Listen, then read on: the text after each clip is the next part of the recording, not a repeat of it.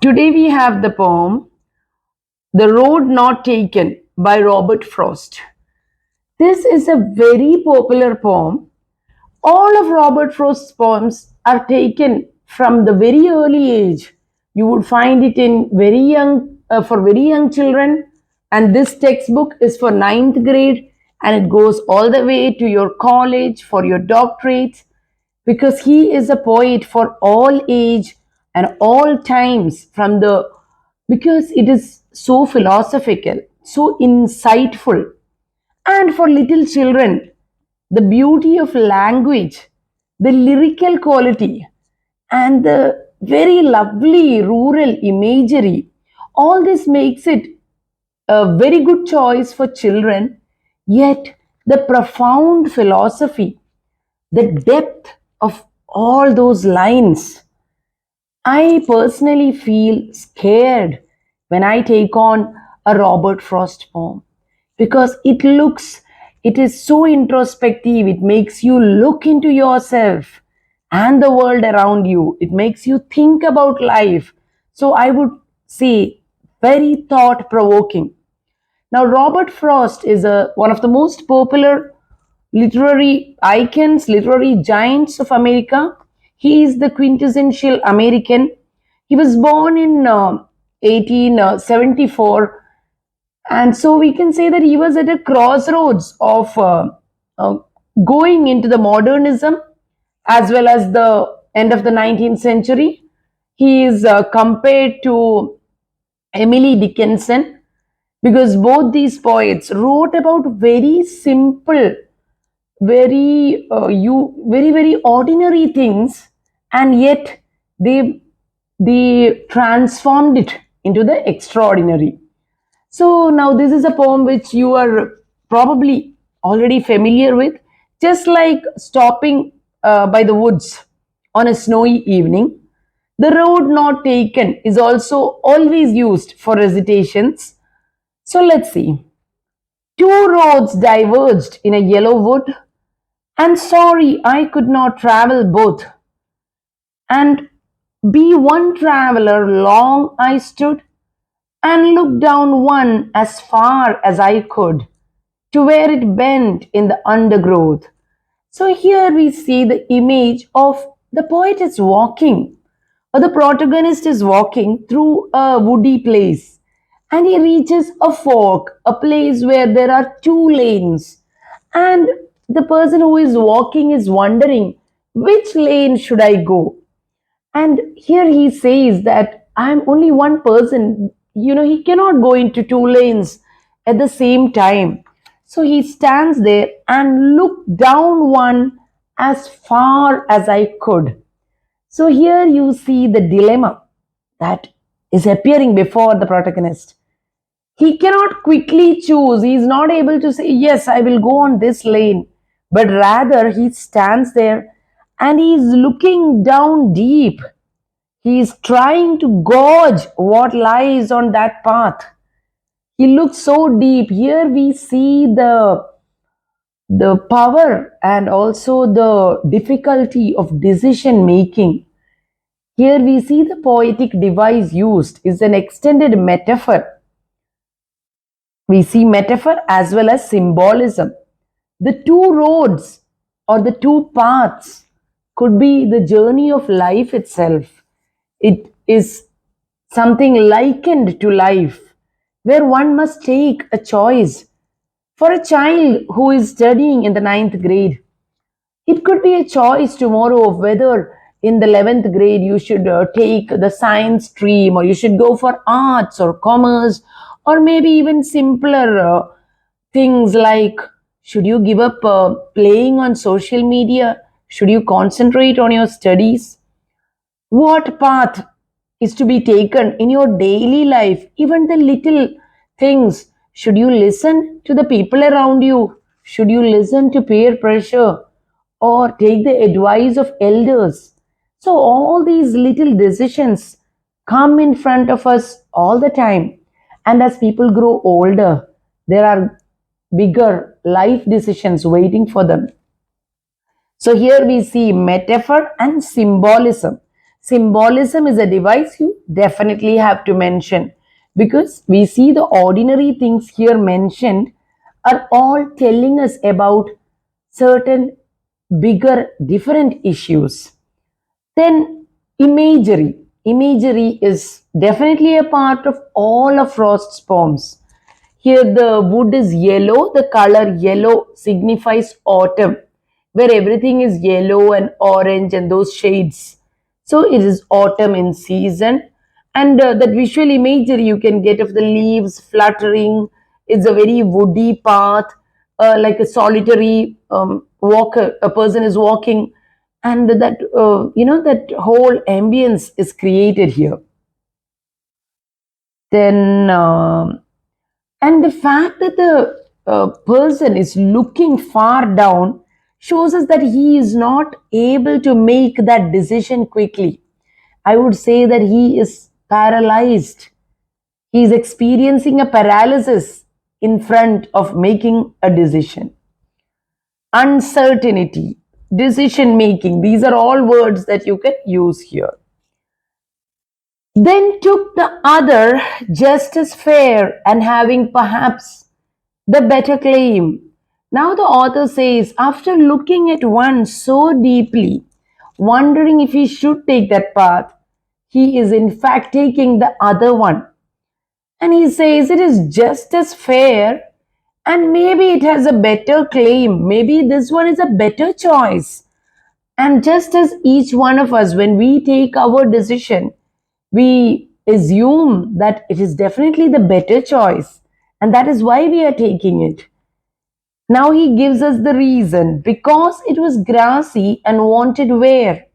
So now the poet says that it was quite grassy, it wanted wear. Now again, the words wanted wear. When you see that there are two similar sounds in adjacent words, wanted and wear, that is alliteration. So let us note down the device alliteration. So he says it was grassy, and it felt like too many people had not gone through that path. So here we see that here we see one of the reasons what makes Frost America's most popular poet. He seems to feed into the American notions of individualism and non-conformity. When he says that this path is less used, these are America's very valued, cherished ideals of individualism, liberty, freedom, the so called ideals that Americans and America itself strives or aspires to be.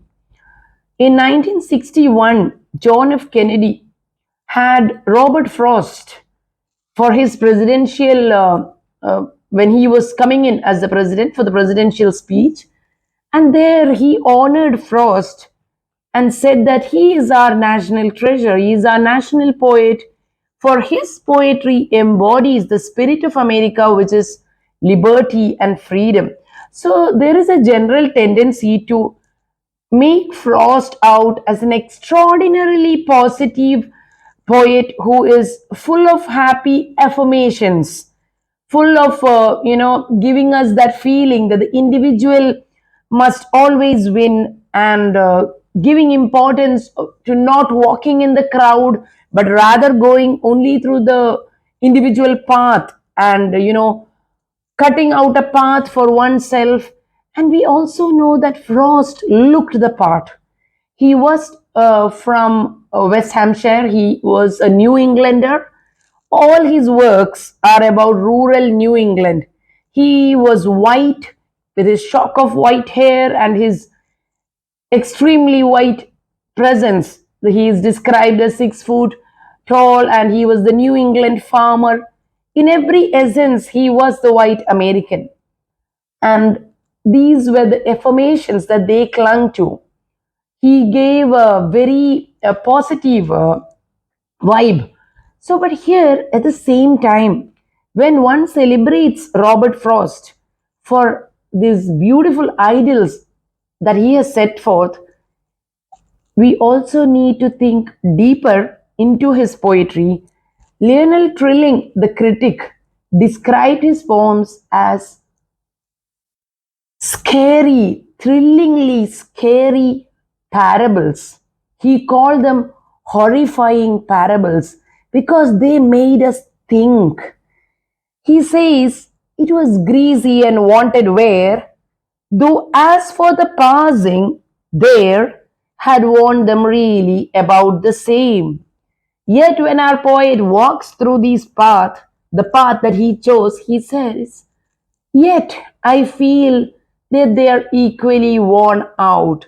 So this also makes us think, that is the poet telling us that no matter what choice you take, it could perhaps be, equally correct. Whatever decision a person may take, sometimes it is only going to be an equal choice, yet the dilemma is present, the perception is there, and as you begin on the journey of a path, what you feel may not be exactly what you feel while you are on the path. So he says that as he went on, it felt like both the paths could be the same. And both that morning equally lay in leaves no step had trodden black. And now he says, in that morning, both those paths look like, there were no black leaves that people had trodden. Both looked equally fair. Now he's again bringing ambiguity. By first telling us that the path he chose was fairer, now he uses the word equally fair. He is equivocal, he is paradoxical. An ironic commentary is what we find here. Oh, I kept the first for another day, yet knowing how way leads to way, I doubted if I should ever come back. So then he says, I kept that other path for another day. I will go in that path some other day. But he tells us how life is. One path leads to another, and it is most likely that he will never walk in that other path, in the path that he has left. And so too in our life, if we think of maybe settling in a particular country or taking up a particular career, there are people, of course, who have turned back, but you definitely will not get that very same time. Maybe at a later stage in life, some people may revisit the lanes that they have left.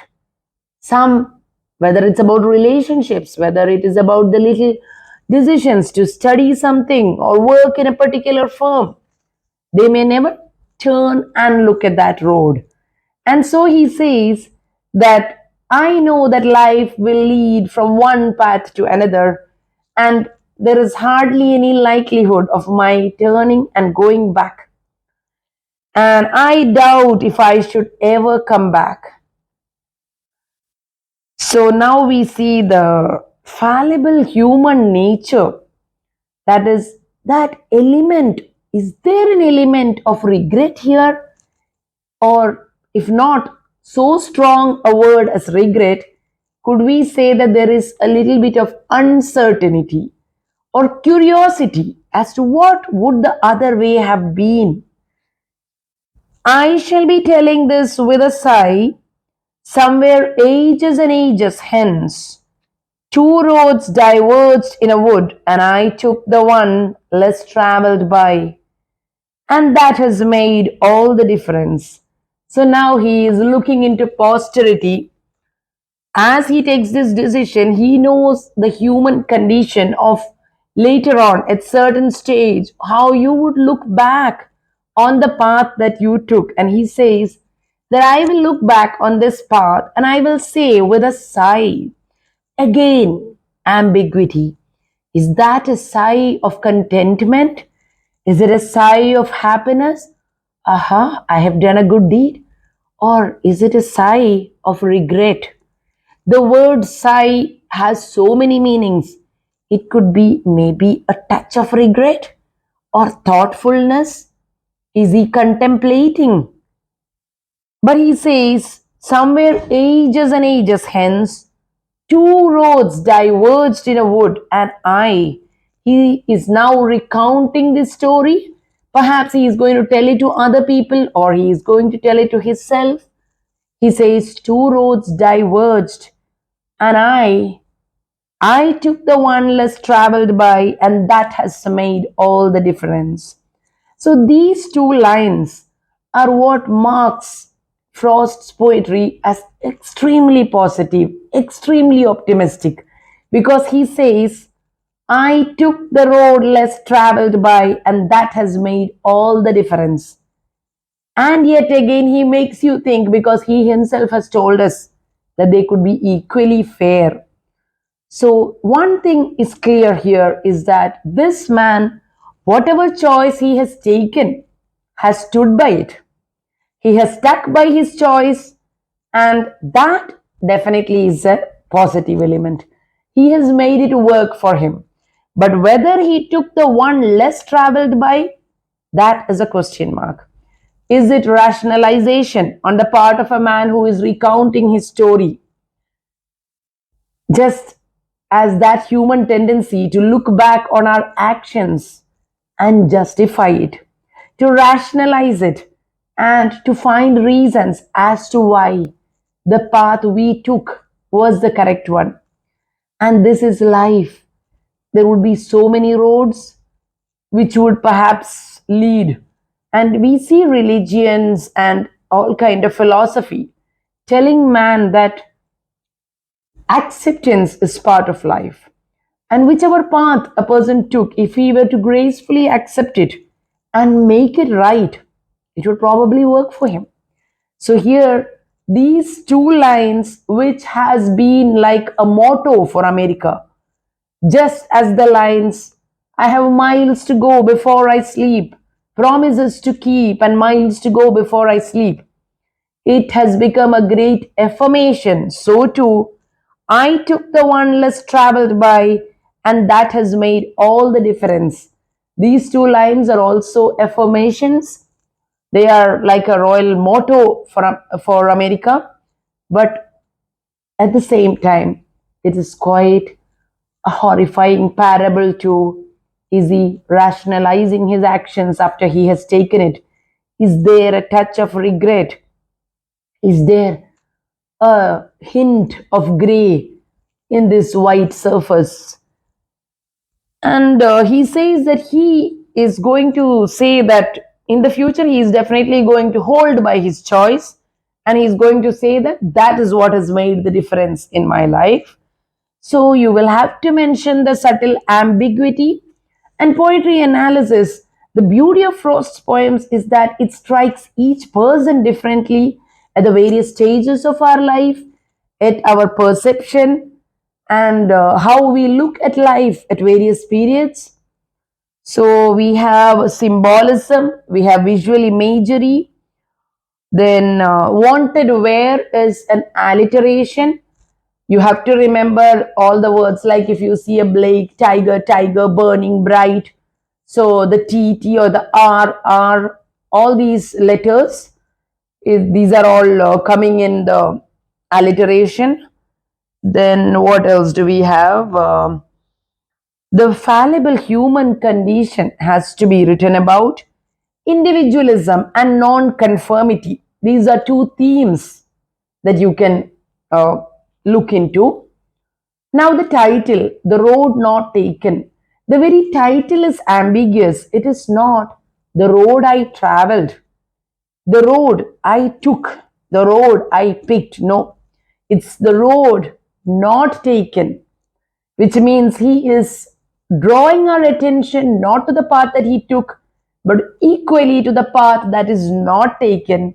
So, this powerfully shows us the choices that man makes in life, and also in a Shakespearean way. If a person is to dawdle without making either choice, then too he will miss his opportunities. Robert Frost himself said that this was a poem he wrote to one of his closest friends when both of them were walking, and his friend would often have a dilemma as to which path in the woods he should take. So, from this very simple analogy, a very ordinary everyday event, Frost has brought out this hugely psychological uh, question as to decision making and the importance of choice. Every choice that we make, we would be losing an opportunity in another direction. But such is life, and one has to make a choice. Then the rhyme scheme is A, B, A, B, C. Only in the last paragraph, again, you would see the word hence, which is strongly pronounced. It is coming rhyming with the word difference, which is softly pronounced, but that does not change the rhyme scheme. So, rhyme scheme once again is A, B, A, B. Thank you.